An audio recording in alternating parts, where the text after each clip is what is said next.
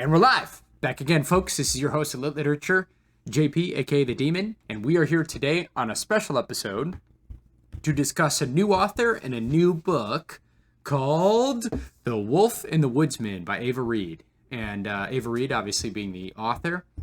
And we were lucky enough to start reading this right before it was released. So we got a little bit of an early access to it, which was awesome because we're still late. It was released June 8th, and we were hoping to have it done by then, but you know us, we're not always on time. But we try our best, and so we're close, damn it. We are close. So, with that said, we don't have the full crew, though we might be blessed with a later drop. A guest appearance. However, we'll see, and I don't know how the recording is going to be impacted by that, so we'll just kind of see. And, you know, it is what it is. So, with that said, how about introductions? I got the Cherry, Josh. You got Ben the Hitman. You got Eam the Dream. So Eamy. So dreamy. You didn't make him say it by himself this time. No, we always want to do it with him because he's so dreamy. Okay, perfect. That's it for now. We'll see if the captain joins us. I do know that the captain is deep into the reading of The Wolf and the Woodsman. So if he cannot join us today, he will join us for our next discussion, which we are hoping to actually bring Ava Reid on to the podcast and discuss the book with her. I know, that's crazy. Yeah. So we want to release this episode with enough time for you to listen to it. And if you have any questions that you want us to ask her, you know, feel free to comment on this. We'll take all of that good stuff and bring it into the discussion. So with that, I think we're done with introductions. So let's get into it. Cheers. Wait, hold on. I don't have my drink. You guys are... Okay, wait. Okay, now, ready? Let's try. Cheers.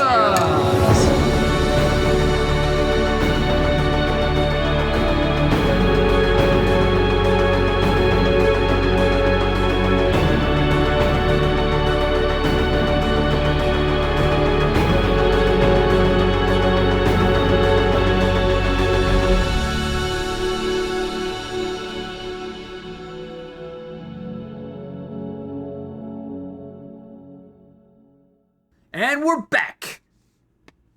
Awesome. So it feels quiet today, doesn't it? Yeah. It's like been a while. We're rusty or something. I think we just need Eam the Dream to step up his yelling. My loudness. Yeah. Well, we are lacking a few individuals, which could be, you know, part of it. So suddenly it's so quiet. But we want to get directly into The Wolf and the Woodsman. So let's start with the round table. And just get your initial vibes.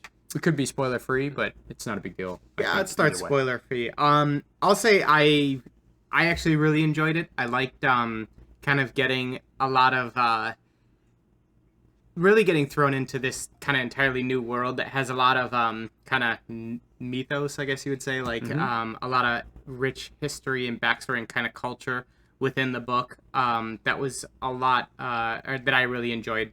I particularly liked kind of the beginning. I felt that a little bit in the middle, there was some where it felt a little bit slower, but then again, picked up towards the end. There were definitely some focuses, I think, that were different from what you get in some of the other fantasy novels. And that was pretty refreshing to kind of read about that. And I enjoyed it. Cool. Yeah. Hey, man. Me too. I really like the story. I like the blend of Hungarian and Jewish history and mythology, and how it blended into a new story of The Wolf and the Woodsman. And I thought it was really interesting with the magic system. It was a bit more gruesome than some other magic systems we're used to, with the price needed to be paid to be able to cast magic. And then I thought it was really interesting because we haven't read a lot of female authors with a female lead. Yeah. To get their perspective. And I really enjoyed the book. Cool. I enjoyed it as well. I thought it was unique. Here's kind of the best way that I can describe it. I didn't really know what I was getting into, but I love history. I love mythology. and this kind of combined two elements of it, which I'm not ultimately familiar with, in terms of Hungarian history and mythology. With Jewish history and mythology, sometimes we see that sneak into some of our more common stories, but it's still not necessarily familiar to me. Yeah. Like maybe if I were to recognize Germanic, Celtic history or like folklore, which is kind of cool. So that brought like a different perspective to this. I also felt like this would make a great movie. And here's the reason: scope, but also the progression of the main characters. It was like just limited enough in scope and just linear enough in scope that it felt like it could make a good kind of like strange, dreamlike, artsy movie that would be pretty awesome. Which would be cool if that does happen one day. I would definitely watch it. I watched a few movies like about like Celtic or Viking folklore that felt like it would fit that mold. Totally different stories, not even closely related, but just like the vibe. You know what I mean? So I thought that was really cool. The interesting thing that I would like to add too is it like the Cherry. I thought it had like pacing was interesting. It was like chill, slow, and not slow. That's probably the wrong word, right? Because there was often it was like it felt fast, but the vibe of it was scope wise was slower until it just like hit high ranks and went off the charts. So I kind of liked the subtle development, and I don't know, it was like kind of gradually pulling me into this world, which felt dreamlike and a bit ambiguous to me. As details started to come in more and more, it kind of opened up. So I almost felt like I was coming from the outskirts, maybe living in a tribe where I don't know a lot, or my perspective of the world is not very large, and then being pulled into something much bigger later on. Magic system wise, I agree. Very, very like kind of interesting and gruesome. Very brutal. How about Amy the Dreamy? I really enjoyed it as well, obviously, since I finished the book. That's a good sign. Maddie didn't burn it or chuck it against the wall. Woo! Oh, I really enjoyed the story, and I thought I agree with Josh. I think that the beginning started off really kind of exciting and really enticing, and I really was like, oh, give me more. And then the middle kind of slowed down a little bit with the pace, but you got a little bit more romance with the characters, and then the ending was all kind of like one thing after another. One thing that I wish it was a little bit longer, just because I felt like I was just getting into it and it was ending like right when I was like understanding everything, and we could have done a little bit more of a different perspective from some of the other characters, because we were always doing the perspective through the main female character, and I think it would have been great to see it from somebody else's perspective, or to read from somebody else's perspective, to get a little bit of more depth to the storyline and thought process on somebody that's not just on like the tribal aspect of it, but also like the civilian and like citizen of the city or whatever, metropolis. Ooh, that's kind of cool. I like that, because it was kind of single narrative view. So cool. And then I think there's an introduction to some good side characters, or like sidekicks, that we could have dwelled into more and gotten a little bit more of a rich story for them as well. Yeah, what was her name? The two girls. I wanted a lot more of them, and I was a little bit sad that we didn't get as... The one with the bear and old religious... One of them sounded like Sobbings. I think Sobbing was in one. The back, there's a pronunciation key. Yeah, the other And we will girl. need it, and even I'll need that, even though I audiobooked it, because by this point, I've already forgot. Yeah. It's also an S. Yeah, I know, And like Tulu. Tulu was one of them, yeah. Yeah, Well, was Tulu the religious one? Like the ex-sister? Oh, she was the bear. Yeah, okay. she was the one with the bear. Oh, they don't have her in here. unless Yeah. it might be totally different. But I agree. There were those two. I wish there was a lot more of, and I kind of agree with you that some of my favorite parts were the kind of like backstory or the history that you get from the tribal side. Which I'm assuming just from what we've seen, and granted, it was all very unfamiliar to me, and I found out when I first started going through it, I felt like it was almost like, I was like, this must be some type of like old lore. It felt to me Nordic or like Viking a little bit, with specifically with like the names. And then I really enjoyed that, and I wish they could have kind of fleshed that stuff out a lot more. Yeah. I feel like there could have been a little bit more meat in there. I really wanted to hear more of those stories, and I'm really interested also now coming out of the book to kind of go back and see like how much of this directly translates. Did she change names, or are some of these actual stories true with the names, or like what's a little bit different? Yeah, where like, did she get the inspiration for like this? where they still used rabbi.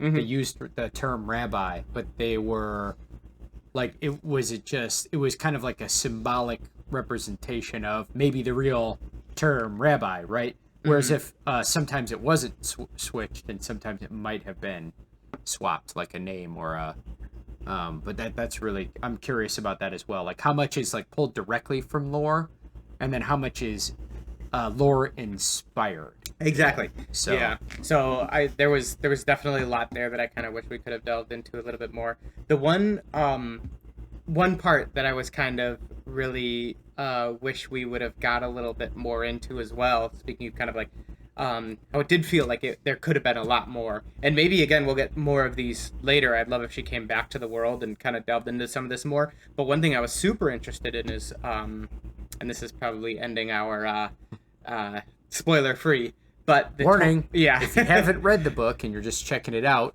you can now migrate away from the channel until you read it, and then come back and we'll discuss, because we are opening spoilers. Yes.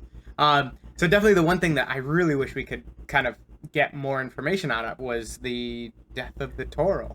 Yeah. So like it obviously started to give the king just like almost unrelenting visions, but what happened to their religion after that?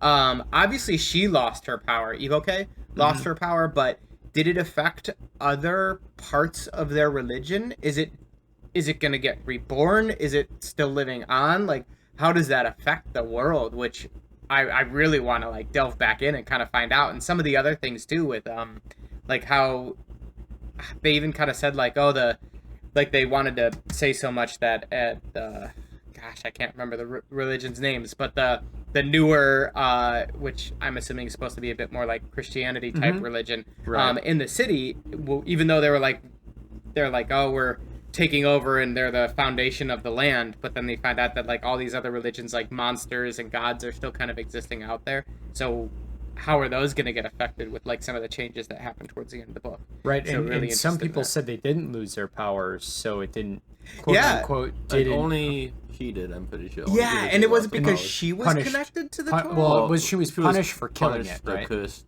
for Killing it. killing it. But she only lost her pagan powers because she still had Yeah, the Yuli magic powers at Yep. the end.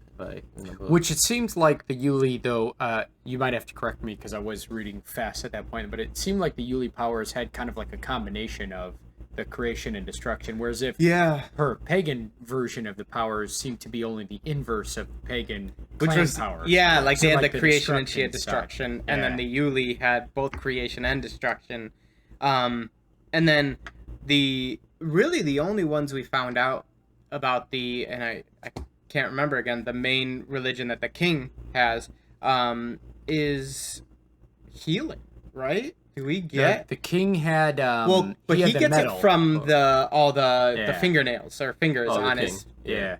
He had the forging ability, right? So he used the ability to like reforge the sword, create the Petrified. silverware, Yeah. and also like there was one time where like a counselor was sitting at the table and he like created bands that came up and like Yeah, he did that, but he was just using the. he was using the crown. But the the other The sun. The sun. evil They could create fire, and the bastard son. I forgot his name.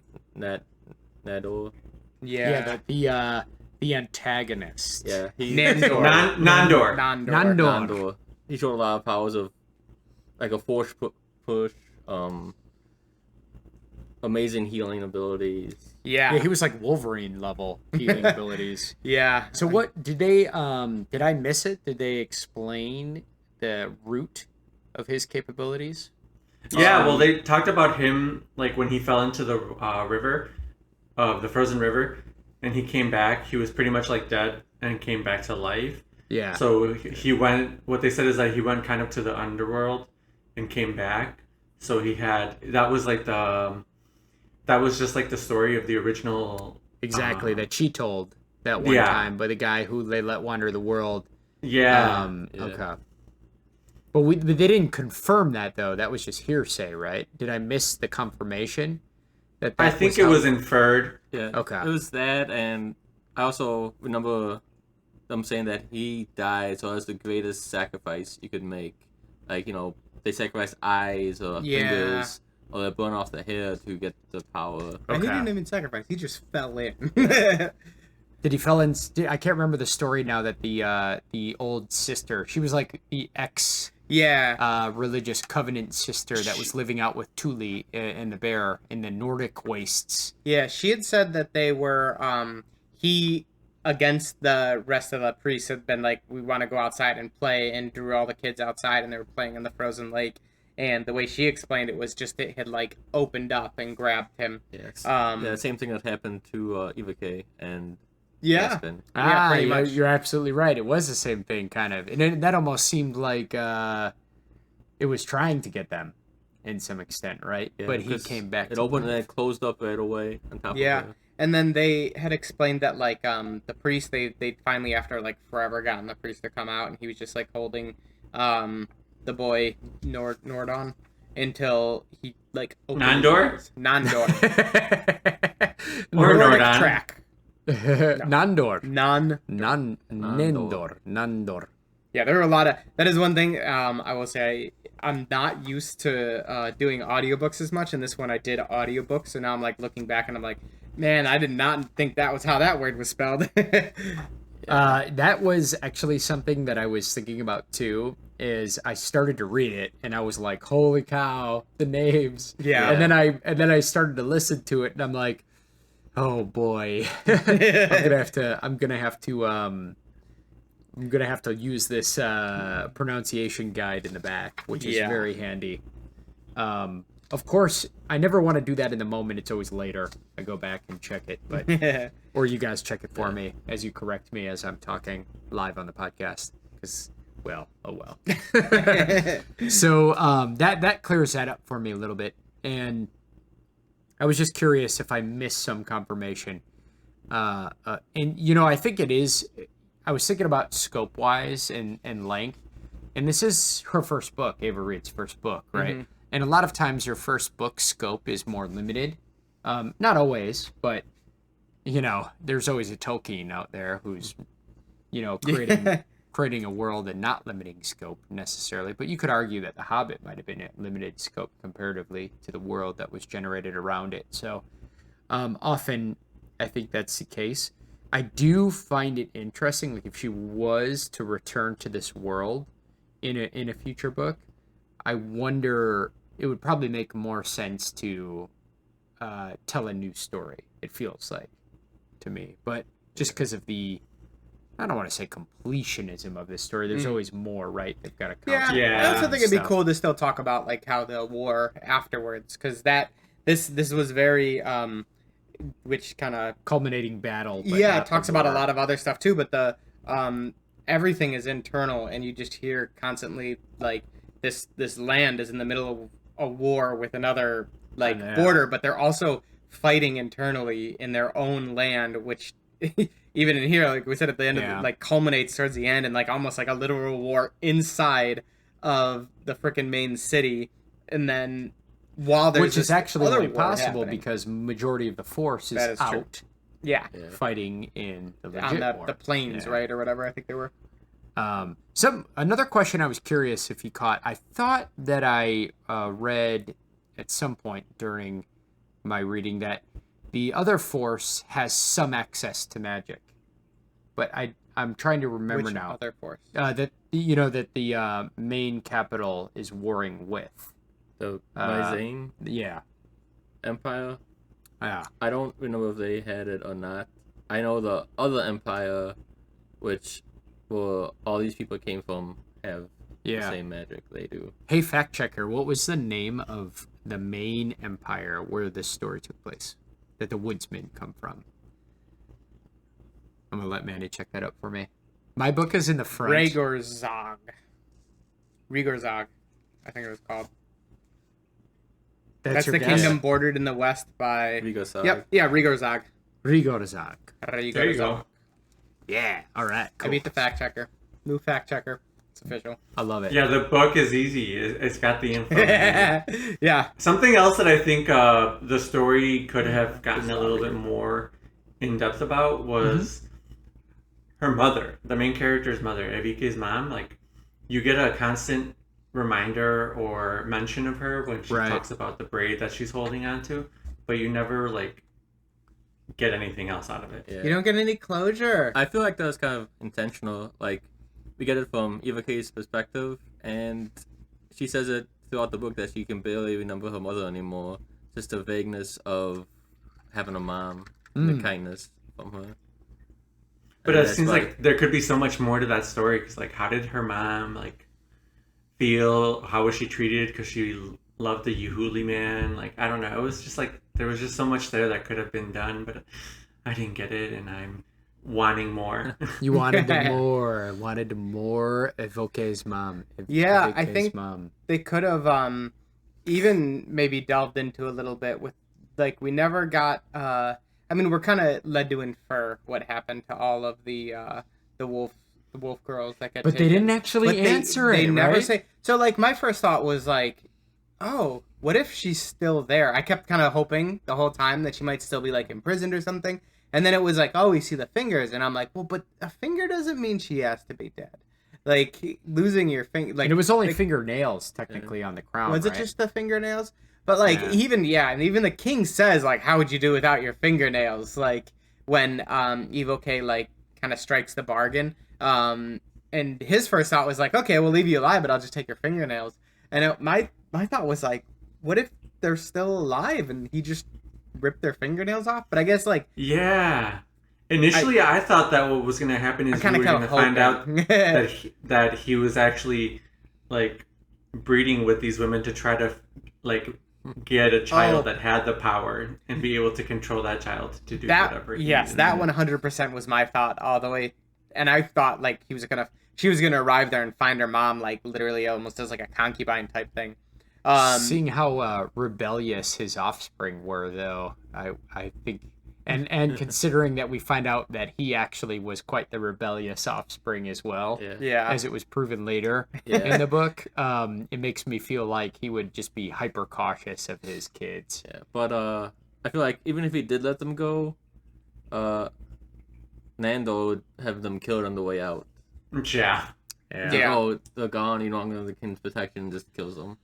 Yeah. Nandor should have been. They should have named him Dick. He was, not a good guy. He was not a very good guy. Yeah, even the ex nun. I don't want to call her an ex nun because I don't know in this world if that's what she was, but she was kind of like the equivalent of that, right? She worked with and like said even that he's like he's an evil kid. Yeah. Even as a kid, he was totally evil. Yeah. That's what they had said, right? Yeah. Yeah, he had this weird. It's funny that I'm gonna say this, but he had that weird Voldemort vibe to him. Like Tom Riddle was very charismatic, so was this guy, but very cool, and they said that he just want to do what he says and make him happy. Yeah, and he's like manipulative, kind of like charismatic. I guess it's pretty common for megalomaniac to have those traits. And so I thought that was funny. I was surprised. So when I was reading this book and it started, and we were going through the scope of the book, I was actually surprised when we ended up back in the capital, to be honest. I don't know why, but I was getting in this zone where I thought the entire book was going to be a single adventure with kind of the two of them before it ended up being like much larger scope, which I think added a lot to my enjoyment of the second half, mainly because I was like, holy cow, they are back in the capital, and they actually went. Yeah, I was not expecting, and it was almost like when she did, I'm like, oh my god, they're in the capital. Like, I was anticipating, I'm like, well, it feels like it should be hitting like the climax of the story now. Yeah, but there was quite a bit. But there was a lot more that kind of happened, and that was a very interesting kind of like segue from this, like just the two of them traveling, and it kind of put this big fissure back between them and kind of separated them for a little while. I got to admit, she was being highly dangerous and stubborn when she first came back to the capital. That guy kept being like, please don't do this. Please don't do this. Please don't do this. Yeah, he was frustrating too, though. Like, he was just like, didn't do anything. Like, he was just like, oh my god, dude, just do something. I'm interested when we get a chance to talk to the author to find her kind of like opinion on who she was kind of writing to be more difficult, because and granted this is maybe just me being like a man, I related much more to Gaspar. I think Gaspar, yeah. And I was like, what is she doing? Evo is being so frustrating. Like, there was a lot of that, and I could totally get that Gaspar was by no means being like perfect, but like he's trying to help her and she's just like, well, you're gonna try and help me, well, I'm gonna spit in your face. Like, oh my god, like she was doing stuff just to spite it. Like I don't think that's fair though, because he is very conflicted by his feelings for her. Yeah, and his communication to her is non-existent, so she had to think of she was interpreting things in ways that he didn't mean it, but he didn't clarify it, and based on his previous opinions, I would have made the same conclusion. Like, so I think that she was just like, oh, he doesn't want to be seen with me, he doesn't want people to know that we kiss, but really he's like trying to protect her, but he's not telling her like, hey, I'm gonna do this, not because I think that you're a stain on my life, but because I want to protect you. Regardless of whether I think that I should be in love with you or not. So, and then she was obviously reacting emotionally to it. But I think both of them are equally at fault. I can't say that I would agree with one of them over the other. Like, she's obviously overreacting and he's underreacting. Yeah, that's what I was going to say. It was like one was like Evike. Stop. No, she was like way over. Like sometimes she wouldn't like zero thought, just 100% pure emotional reaction. Yeah, and it would be like, oh shit, like I don't know what just happened, but this is gonna cause problems. Whereas he was so measured. Yeah. Sometimes it took him to inaction, right? Especially if it related to his family or his home. But I also feel like he was like, in some cases, I felt like some of what he was doing, like, made sense. Like, he's like, I'm gonna, like, he can't tell her, be like, okay, I do love you, but I'm starting to feel for you. I don't want you to come to the capital because you're gonna be in danger. I'm gonna go do this myself. And, like, I felt like, okay, that's kind of what his opinion is. And I didn't think it was, like, super veiled, but she was just like, she's like, what? Are you kidding me, Josh? What? She was like, oh, so you just don't want me going, so you could just like run off, or like, why don't you just run off to the other place with me? And he's like, well, I can't do that. And she's like, well, then I'm going. And he's like, oh, I don't want you to go. And she's like, you hate me, F you. Like, I'm gonna say the most spiteful things. He definitely, I'm not at all saying he wasn't at fault. No, they both were pretty frustrating. And it adds to it. I definitely think it wasn't anything that like repulsed me, but it was. You think that not being veiled is not even referring to somebody by their given name, but calling them Wolf Girl is not showing a lack of interest? He definitely starts calling her Evoke. But then he reverts to calling her Evoke. Wolf Girl. When she starts going nuts on him. No, it was even before that. But then you could also say that's just his him trying to drive her away so she doesn't come to the capital with him. No, it's him struggling with himself to just accept the fact that he does like her. I don't know. I gotta tell you, I was highly frustrated with a few of their scenarios. Yes, it was just like Certainly- showing the importance of communication, man. I do think that it would have been really interesting to get a little bit of his side here, because the one advantage we have is that we were reading from Ivike's point of view. And because of that, we got when she would interpret something and then just choose to respond spitefully.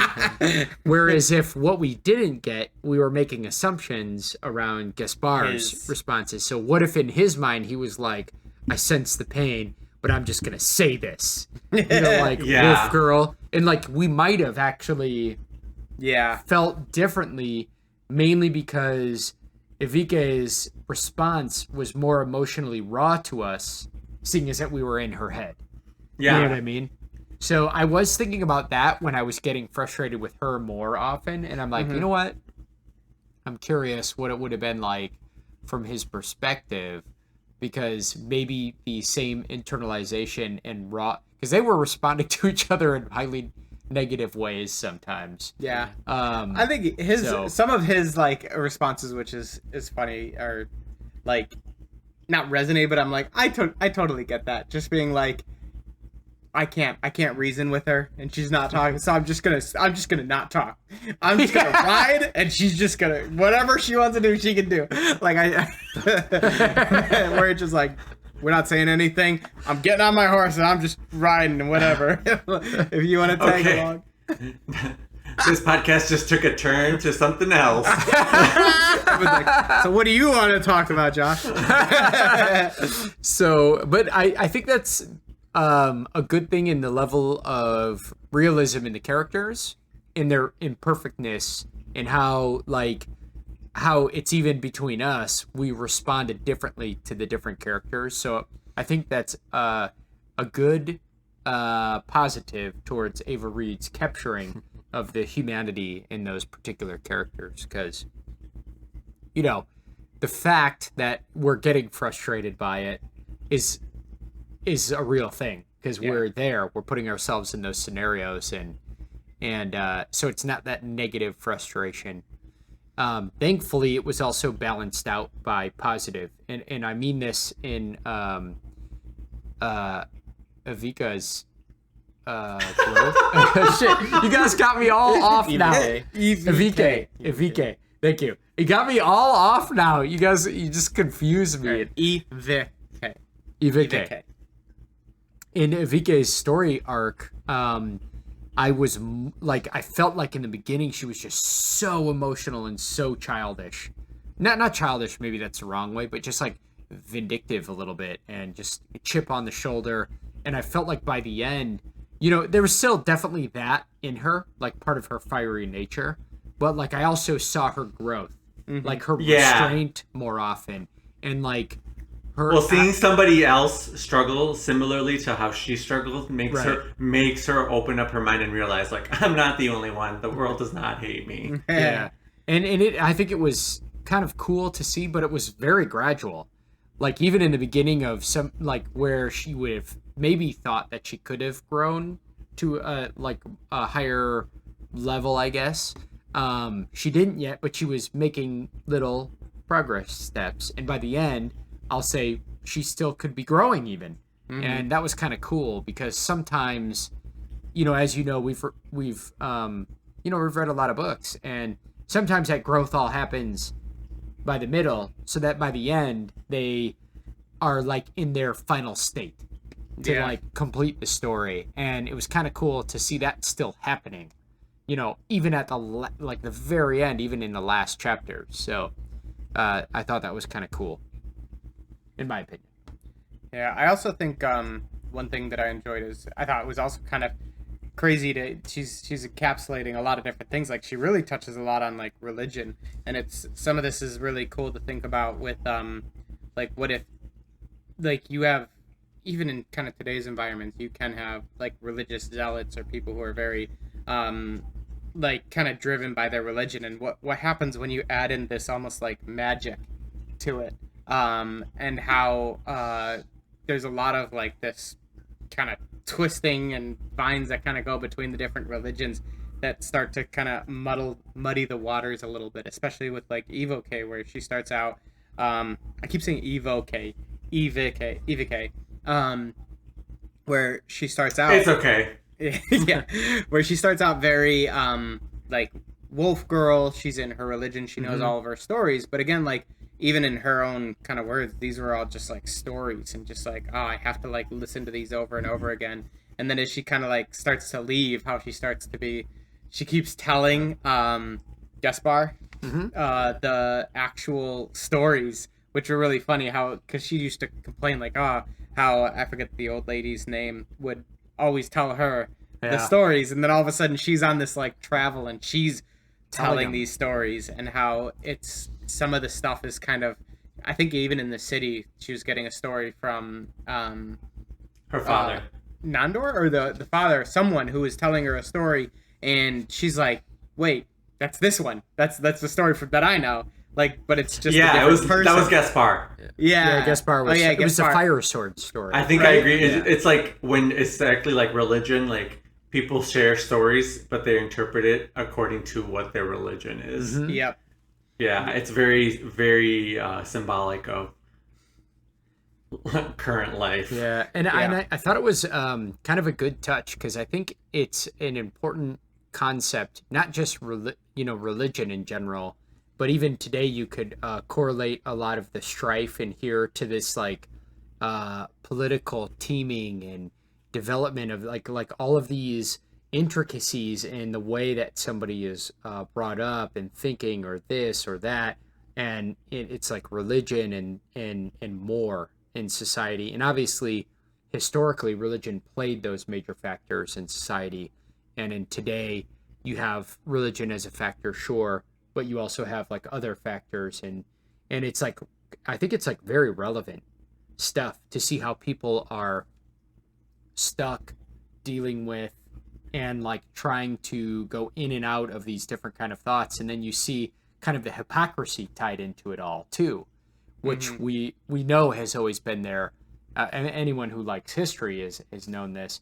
But these things and these mentalities and histories and tools are histories and religions have also been used as tools to the advantage of the people in power. And you saw that as well. And so that's still a relevant concept that I think, in all the different ways that we could explore those stories, just to drive in, that kind of awareness and the ability to kind of dive in and observe that it's a good thing to kind of observe the nature of, like a Gaspar who's just raised a certain way and stuck in a certain way, and like he's opening up to these new ways, or like an Evike who's kind of similar, but also outcasting and finding new truths. So I thought that was kind of relevant too. Nice. Yeah. And but go ahead. I was gonna say it also adds to the she talks a little bit about it, like, oh, it's like in my blood, and it's kind of about this, and they even, I think, I can't recall exactly what part, but she starts to say like, oh, is it really the blood though? Because if you look, like the king is using the pagan nails to do magic, and it's like she's now started doing. We don't even know if hers is exactly pagan or what her original one, the kind of like snuffing out the fires. But then she starts to use the the Healy, and so it's like, is it more about belief versus blood and what you were born to that your power comes from? So that's kind of another... At the end of the book, she was comparing herself to Gaspar because he has the same cursed blood, half breed that she has, except different bloods, and how he's dealing with it, and how he's not using it as an excuse. He's just using it to go forward. Yeah. I have a question, and I wanted to talk about this and see what you guys thought, because I remember reading that part where she makes the sacrifice, cuts her finger off, and then gets the abilities, and I wanted to kind of briefly talk about that a little bit.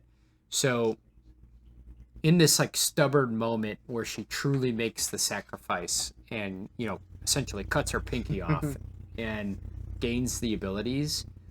To what religion was she making that it was to? the same- That was to the Sparks. pagan, the Urdog, or It was the same religion she was. It was her Yeah. religion. It was. She finally believed in it Well, at that moment. the god of the underworld, right? Urdog, That's what I or- thought it was. It The was- underworld guy. Okay. Iwadon thing. Okay. So it was the underworld guy. Yeah, but that's like the same coin on the other side of the wolf girl magic.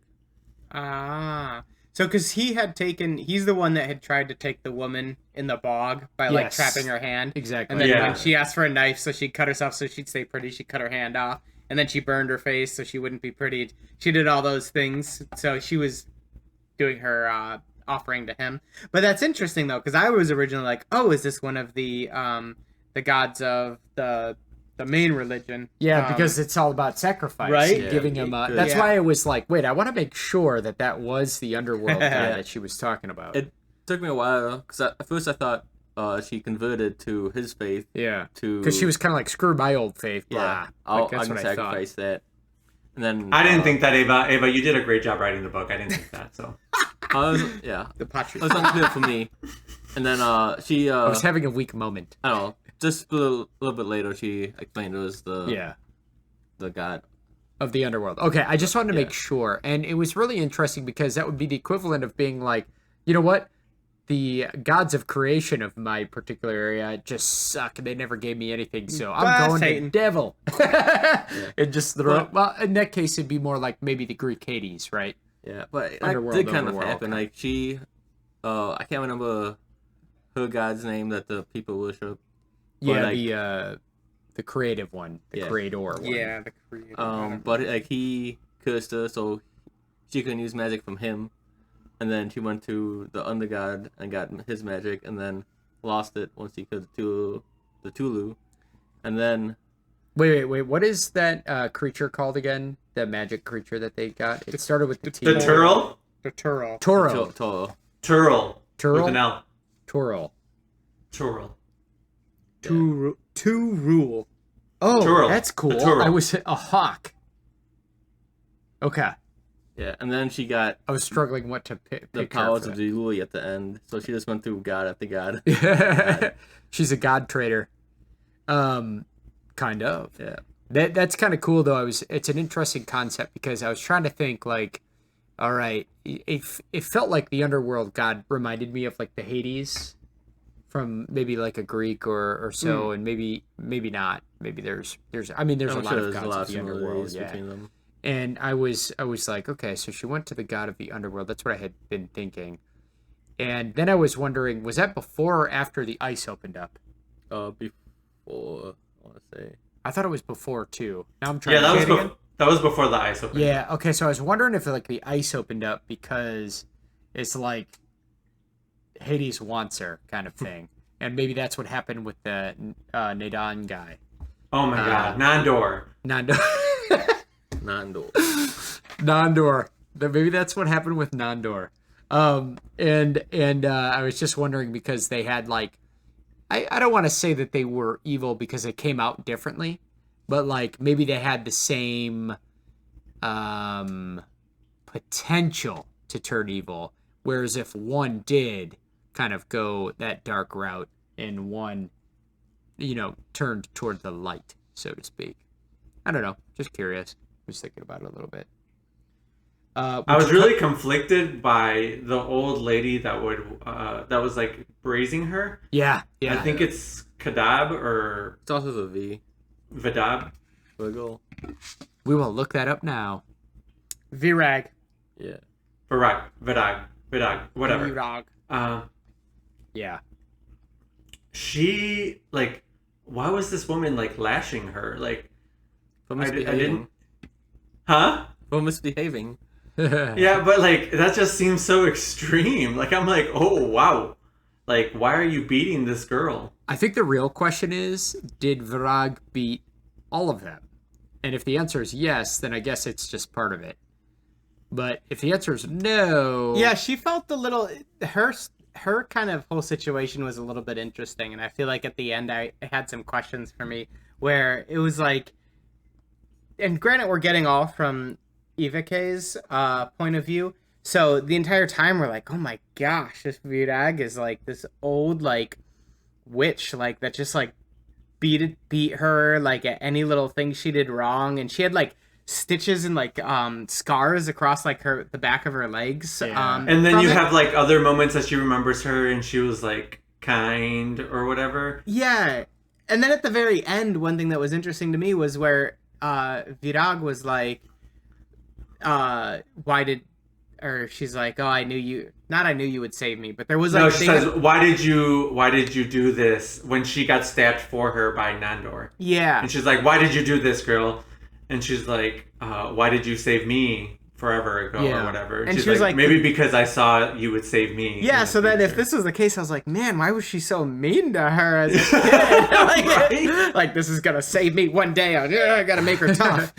maybe Hit her she with a was a brief. very flawed individual. Like she saw it and she's like, I'm going to save her now because she might save me later. But then she would get brutally angry at her for like, Yeah. I don't know, the burden or something. But I don't I'm know. wondering, and maybe this is something we could get clarified, is was this more of a Ivake being a very like young in the beginning and just being Yeah. like, I was like Stubborn ruthlessly and- beat, but it's yeah. like, was she just the misfit of a child that needed to be put in her place every once in a while? Yeah. That's something I'd be interested It's to get. interesting. But Somebody it's describes the thing is herself. like I also feel like just like you said, Jeff, like did she beat the other girls? And I'm like, yeah, because Catalin, the other seer, says like she was jealous of Evike because she was whatever that Virag was kind to Evike, and I was like, okay, well maybe she beat everybody. And Yeah, she was just the an reason that angry she was hard doing woman, it is yeah. because she knew that there was a sacrifice to getting magic, and maybe she was trying to get them to like get their magic by beating Yeah. them or something. I don't know. That was yeah. But even Ivike describes herself as a wicked and unruly child. Yeah, So that's true. Yeah. Maybe she deserved it. But it was also like, yeah. Also, this is medieval times. Yeah. So like, beating your kid, that's how you discipline your kid. That's true. That's what I was gonna say. Is it's always important to note like the context of the area. I mean, you'd be going to a village and they'd just be like, "Hang those guys," or like, "Off them," you know. Burn you 'em. go to you go to a. It's like it's just such a harder environment. The concept of being thrashed or Yeah. So whipped for lashed. us, yeah, is just normal day. yeah, just more or kind of less. like that's hey, you know, don't cross the line or you shall be. So that could be part of it too. 'cause- Yeah, it's like modern day. Your dad would be like, "Go get the belt." Yeah, Back in the day, your dad would say, "Go get the whip." maybe. Yeah. Yeah. Maybe it was back. Back in the day, it probably wasn't go get. It was like I just have it on at all times, and here you go. The one thing I did want to ask is, I got the sense that when they originally tried to eradicate the old magic and the tribes, that's when the men died. You know, she told that story where, and from there somehow the magic emerged in the women only. But I was like, oh, so did that mean at one point in time their clan men did have magic? Mm-hmm. Or did they just all die out? Or No, the or men were was it- just useless, and they all were Amazon women. I mean, definitely her particular clan was Yeah. female prominent because of the fact that they have the magic and such are valuable. But I've some of got the power. yeah, some of the kings, the pagan lines that actually turned over to the religion. Yeah, the like patriarch. what was it? The counts. bear, the hawk, the bear Yeah. clan, the hawk clan. Or But a whatever. lot of those were men in there, so I'm wondering if maybe it was just her village that had that whole situation. But that also introduced a very interesting like thought on how their society must run with like the men would just like come and just like bash like sneak you off, and then you would sleep with them by the river, and then you'd come back and you would just never make eye contact again. Yeah. And even like the fathers that would just like see their daughters and be like, I think that was more Eva K thing. oh well, how the boys treated her, but even she would say that the fathers would they would never make, or they wouldn't like interact with their daughters. Yeah, well, they after weren't really the- allowed It was to. up to them to or raise allowed. But them, like, yeah. I don't think they bashed on the head. I think they like, took them like a coupling. They just like decided to go down to the river that day. Yeah, Evo K's were more like she described rougher. That was another thing that I think was very interesting is this had a lot of more adult undertones than some of the other ones that we've read. And well, she was 25 if I remember correctly. oh, is she that old? Yeah. Okay. But It's surprising because mentally she's not like she didn't developed. feel like from my first thought I would imagine her like almost like a 14 or 16-year-old, but obviously it's good that she's older. She has very It's good that she's older because bad things happening to older people is much better than bad things happening to yes, this is facts. You don't want bad things happening to anyone, but not Kim. I'm glad she's older, otherwise I would have felt so bad for her. But fuck her, she's 25. But her life, like the just the way she describes like some of those early interactions where it was just like getting like roughly whatever down by the river, and then it was just like then they just like slink off like ashamed almost, and it's like man, that must suck. And how much she even mentioned like how she realized she hated it because you could tell that they were just prioritizing survival. Mhm. Because it was like, go have a tussle by a river, or get tussled by the river, because you might have a girl, and that will give us more magic users, and that's all we need, because we can barely survive, and there's no room for love, and there's no room for like family or companionship. and then how much that kind of I think like had such a stark contrast to what the experience she had when she was out on the road with Gaspar, where she was like just like the one thing that was really funny is how much she went back to just like him lying next to her without like they didn't even a lot of times they didn't like do anything, but him just lying next to her, and how that had such a something that she would constantly bring up and constantly be thinking about. And that's almost like, man, she must have just been like that must show a little bit of how she was an outcast in her village and almost like starved probably for like attention and affection. Exactly. And even I'm wondering how much the other women in that whole clan like having to really it's just for the point of survival. So are they all missing out on that same type, or do they get some of that affection from maybe just family or other I think it's just like the mothers they get from, but but she lost that. She didn't have that. But I thought it was really interesting that throughout the entire book we have Eva K, who was the more experienced in terms of like sex and being forward, and then Gaspar was like the maiden who was shy, inexperienced with it all. Like He was so innocent. I thought it was a interesting flip of the stereotypical Flip of the switch, hero who the guy who is experienced and takes the maiden. And she definitely was. Well, granted, a lot of this though we're getting from her point of view, which is different. So usually we get the guy's point of view, so it always feel like he's the one that's like kind of lusting after her.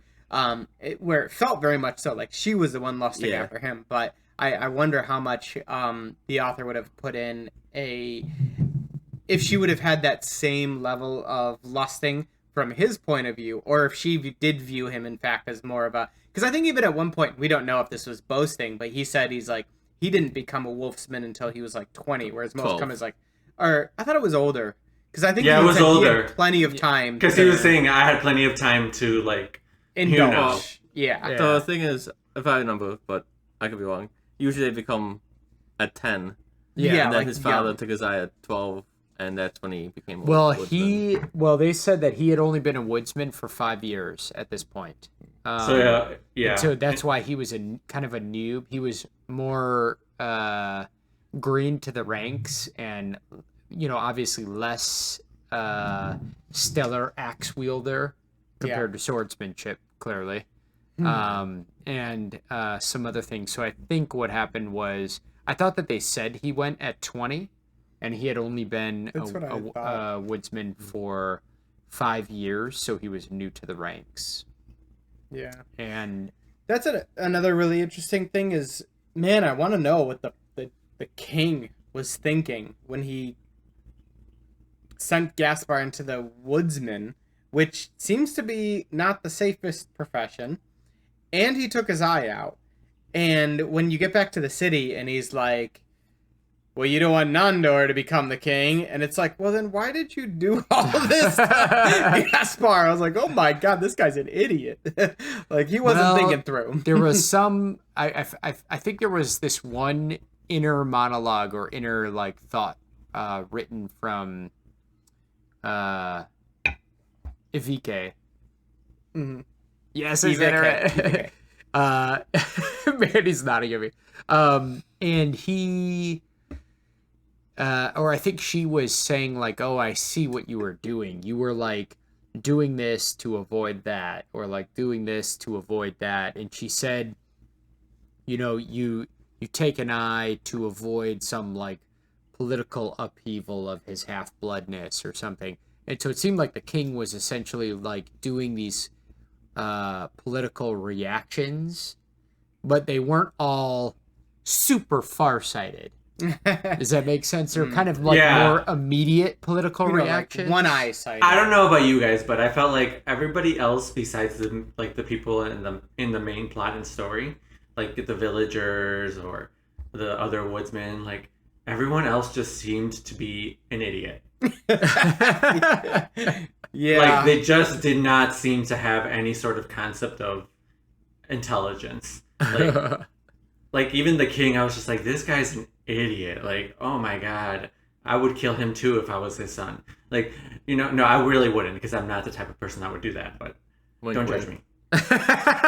Are you sure? Yeah, I'm sure. But like, he was just not very aside? intelligent. But I think I agree with you, Jeff. There was a point in which there was an attempt to explain that there was a lot of kind of rioting because he was a half-blood. And he's the half-blood of the border that they're in war with. Yeah.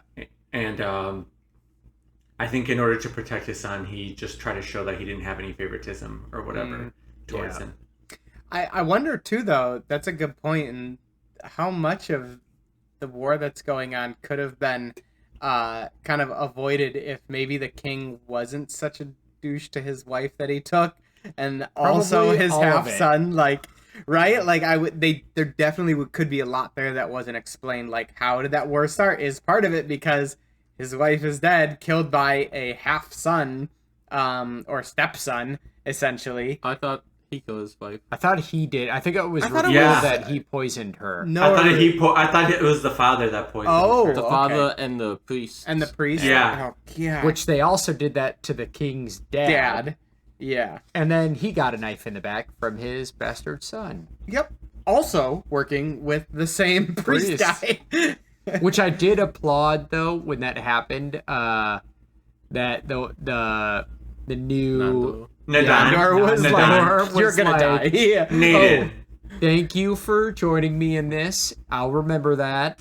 And when I say I'll remember that, that's a few times in a row now. You've backstabbed twice, people, so see you later, alligator. Yeah. That was probably a good call. That was now this was the same, I remember the scene, but I can't remember if it was the same guy, but this was the same guy who absolved the sins and took all the gold, right? Yeah. Yeah, who's walking Gotcha. away. What are you really saying? He's walking away with like almost a limp is how I describe with how much money the king and You are both absolved. sons. Yeah. So I did find that good. There was a lot of good just like throwbacks to all kind of corrupt religion on all kind of all not all sides actually, but definitely Christianity based stuff, which they had plenty of that. So I mean, I've done all of my share of medieval history. So but it would be nice to see like some of the truer sides of those people, right? Not just like the hypocrite king crooks. Like I wonder about like the legitimate people, which we didn't get a ton of. And I think also adds a little bit to kind of like what we see in a lot of today's climate, how like sometimes this stuff can be used to kind of rile up like normal people. And you would like look at like most of the normal citizens in the city were super against Yahuli Street, and also the pagan tribes, and just how they were like, oh, they're the problems with like everything that's going on, and they're obviously lines that can be drawn to so many events in History. current day and history. Well, essentially the book is saying that the religion is the devil, and we all knew this already. So fuck it. That it definitely doesn't paint religion. It does. I would say it's like necessarily saying that like religion's the bad thing, because it kind of like starts to blend those all together, that it's like these are just like the beliefs, but it's really like how they're getting used or who's in power, and like what they're doing with it. How they're being used, and when you get a level of dogmatic infatuation with things, it becomes easy for people to use them as tools against you, even against what maybe the teaching or the reality is for them. So it's also not just religion, but this book is definitely touching on racism. Like, could it like be any more like, oh god, could this be any more current events? And that's saying something in terms of something that we need to be considering as individuals, considering that this is also, based on historical stuff.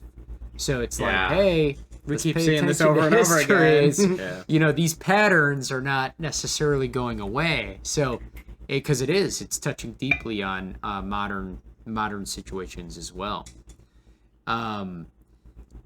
I thought there was one more question that I had on one of the magic things to like veer off, and now I'm trying to remember what it was. I'm trying to think. Dang it! It was the Huli magic seemed to have the most coverage, because they could create essentially and destroy two sides of the same coin. The father had created fire too, right? Didn't he create fire at some point? He did the candles, yeah. Right? There were the candles. Yeah, her so like father he was did like the candle. doing like everything. Like he was like creating fire, making fire dissolve, like creating metal, making metal dissolve. Like he was Jesus. I'm surprised that he didn't just like take over the world. And then freaking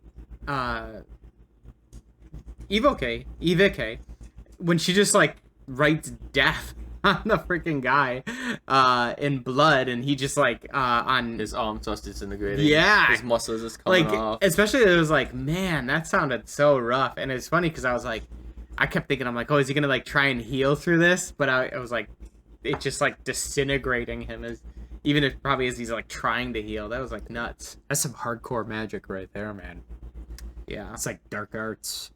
I mean, she could do the same thing but she had to like when she had the blessing, she had to like be able to like grab them. Yeah. So I think like the Yahuli religion has almost like it has that greater power, but more what? More restrictions. You said Yahulu. Oh, that's it.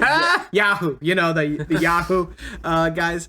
But you have to write it, right? Because that was part of the if you write it and it's true, it'll happen, or if it's not true, it'll like dissolve. That was the one limitation to their religion, is it needed to be written, right? Yeah, I think so. Except I don't remember him writing anything when he created the fire, but who created didn't her the father dad when he ignited the candle? That wasn't Yuli magic though. What I thought that was the Christian, not Christian magic, but the Christian magic. Oh, he used the Christian magic too? What was I thought that he I thought he did. I thought he used the no. This was all her dad, who's the. What was her dad's name? Dad. Started with an S. Sigmund.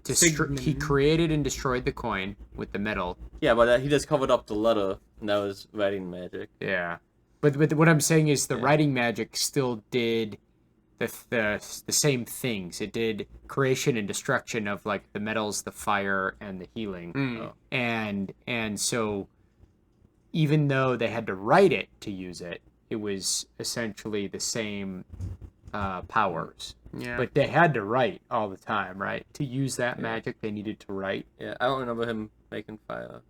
I thought he. I don't remember that either, but I thought he did the candles, but now I can't remember. Yeah, I don't want to like be something wrong. Yeah, maybe I like read or interpreted something the wrong way. I thought he like did the candle. Yeah. And All I she's know like, is that can you if I teach me was that? if It's I like, yeah, was you can learn. if I was Gaspar or AVK, I would have just been like, you know what? I got my friend. Her name is Lena Inverse. She could just dragon slave this mofo. But who are we dragon slaying? Nandor. Oh yeah. But that would also destroy the city. Okay. Oh yeah. But that's a plus, right? But I mean, those civilians were just idiots. Yeah. They certainly were mob level mentality at that time. Yes. Very So- peasant-like, almost. They're the peasants in the games. Yes. No. When they just build the huts, you know. Whoops. Okay. So, any other thoughts?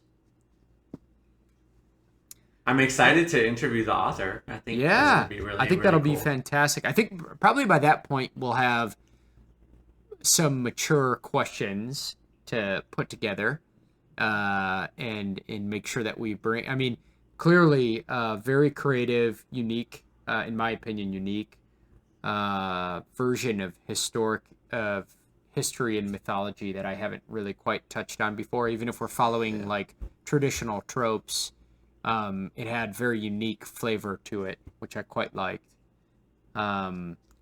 So I'm excited. I'm gonna be thinking through some of these good questions, and I think there are some open-ended things that we can probably ask as well. Yeah. Yeah, I think like we're all dying to know like, what is Gaspar's blood type? Is he an A or AB? Oh my god. Ugh. What's his zodiac symbol? That's what I want to know. Is he a Cancer? Are we compatible? Are we compatible? Yeah, exactly. All right. Well, and if anything, let's do some closing thoughts.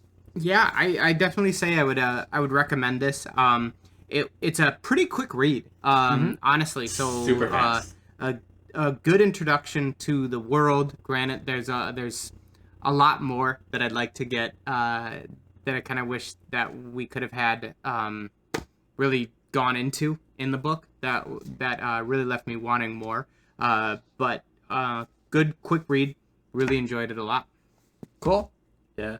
I enjoyed it. I loved the historical references and the only thing I really picked up was the Jewish history and aspects of it. I didn't realize it was Hungarian until I read about the author and the bio, but if I do some research on some Hungarian history and folklore, I'm sure I'll be able to spot it in there too. And like Josh said, it was a quicker read than some of the other books we have read in about a week. And I thoroughly enjoyed it. Yeah, I did as well. I liked the branch out of the, I think there's more and more stories now tapping other folklores that we just haven't had enough of in our kind of Especially Western in culture atmosphere, America. right? Yeah. So I think that's pretty cool. I like the history. I like the change up too in the vibe of the book because we do read a lot of series here. We read a lot of the same kind of our keystone authors. So it's always good to branch out and just kind of get an opportunity to explore a really good book that's just kind of out and newer, a little fresh, a little different. And I thought it was a good experience. Yeah, and So- to remind everyone, this is a debut novel, so It is, yeah. it's definitely a lot of promise, and really excited that we could see more in this From or this similar author. types of worlds with this level of kind of interaction and this different perspective from what we've seen. Very cool. Well, I think that does it. So again, this was awesome. The Wolf and the Woodsman by Ava Reid. We can't wait to see if we could get her on the podcast, and I think we should be able to schedule that in the near future. If you are checking in and reading this, comment on any questions or information you might want us to ask. Also, correct us in anything that we misrepresented. Oh, yeah. Or said Please. incorrectly, which will be a lot. Yeah. You don't need to say about pronunciation. We know Yeah, we messed up. we already know we mispronounced it. We already know Nadan is not his name. We know that really means to swim in Spanish. We know. The best thing is that we always like the corrections. As you know, if you follow our channel, we have a group of fans that are just awesome and provide us the information that we need generally. So that's what we enjoy. We just like to read and discuss, and we enjoy it when you guys join us. So check out The Wolf and the Woodsman by Ava Reid. I think that's it. Cheers. Cheers.